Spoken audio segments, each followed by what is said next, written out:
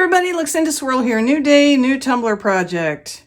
We are going to be testing out some new epoxy resin today. It's new to me. It's from a company called Honest Epoxy Resin. They are located on Etsy currently. I don't know if they have another website. I'm getting more information from them, but they sent me some of their resin to try, and that's what we're going to be doing today. This is a 1-to-1 ratio, actually part A, which is the resin, and part B, which is the activator. And we will mix some up. We are going to put it on this cup, and I'm going to see how it works with Mica-Hols. Now, I'm not going to use the T-Rex inks. The reason I have this box out is because I was having a chat recently with Ray over at Ray's Turquoise Turtle, and she said that she's seen a number of places, basically all over social media, that people are talking about mixing micas with alcohol, and they're just like alcohol inks except with some shimmer, and they're not. These are not inks. These things I mix up where I put mica in clear alcohol and I put it in a little bottle. I call them mica-hols because it's mica mixed with alcohol, and then I just take all the words in the middle out and push mica and hol together. And you get mica-hol. It's a much easier thing to say. These are not inks. Alcohol ink is an actual liquid pigment, and sometimes, like in the case of the Starlight Shimmer Pack that T-Rex sells, or the Pearl series that Tim Holtz sells on Ranger, the alcohol inks have some shimmer mixed into them. But this and this are completely different things, except they're both alcohol-based. Okay? So it's not the same thing. You can mix micas in alcohol, but you don't get alcohol inks when you do that. Just wanted to clarify that in case anybody was confused about it. I have a 30 skinny from Makerflow. I sanded it, washed it, spray painted it matte white. I'm going to mix up 30 milliliters. So 15 of A, 15 of part B, mix them together. It does not have any instructions here. I looked on the website. I tend to stir for about 3 to 4 minutes just to make sure everything's really, really well mixed together. And then I'm going to put this clear resin on here, and we are going to drop on some Mica-Hols. And these aren't anything iridescent. They don't color change. They're not chameleons. They're just colored mica powder mixed in alcohol. And I have yellow, orange, pink, purple, sort of a silvery white, which may not show up at all, but it'll sparkle, teal and blue and gold. So I have lots of things, and what I usually do when I put these on a cup is I usually just do the alcohol ink type randomness that I love doing so much just to see what I get. But in this case, I'm going to just go each color in its own band down the cup, just because I want to. I want to see how it turns out. It's another one of my experiments. So I'm gonna gear up, sit back, enjoy the show.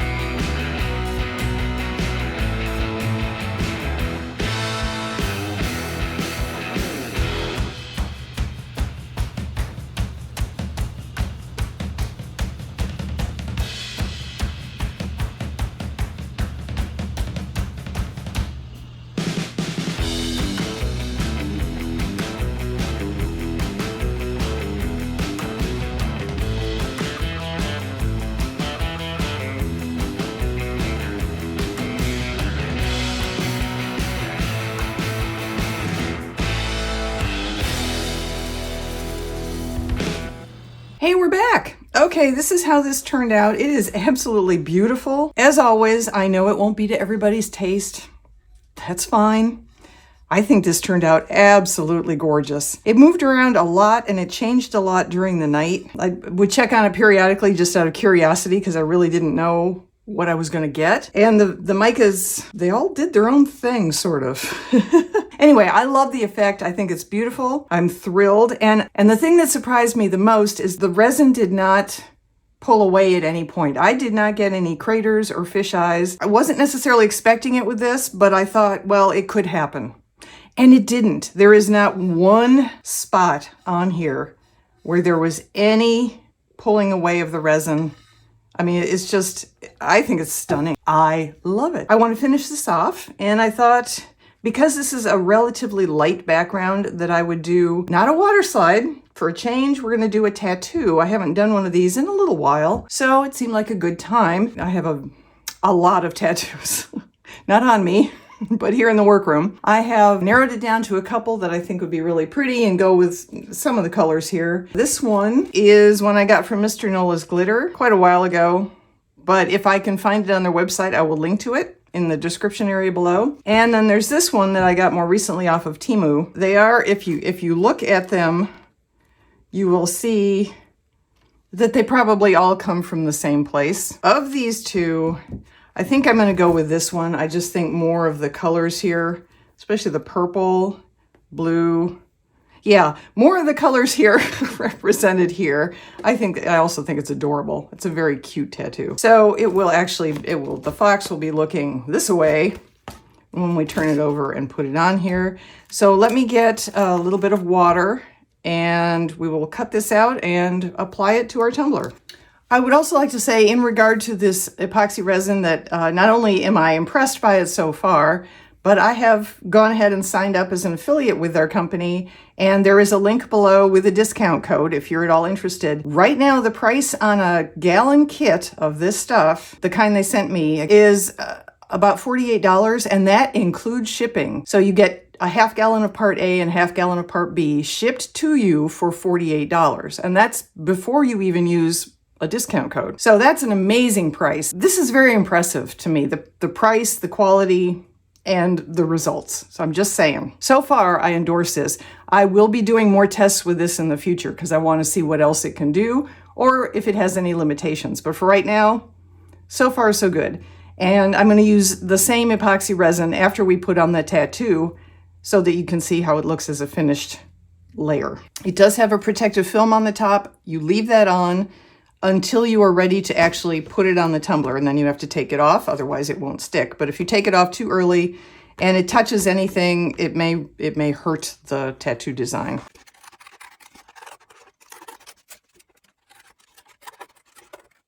Okay. Peel off your protective layer, and then you're going to turn it over and put it face down. And once you put it on the tumbler, you are committed, because it might stick and rip if you try and pick it up and move it.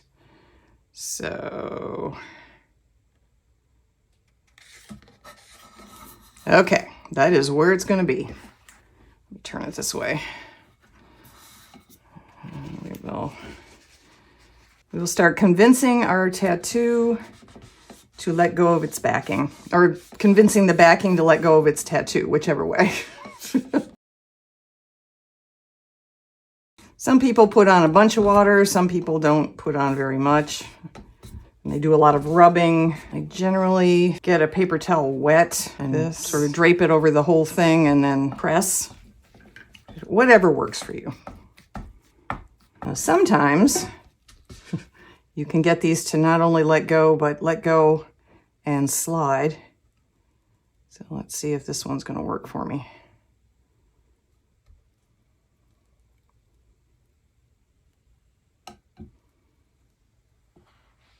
Oh yeah, beautiful. Oh, that looks gorgeous. Look at that. The purples go. The fox goes with the copper it's on.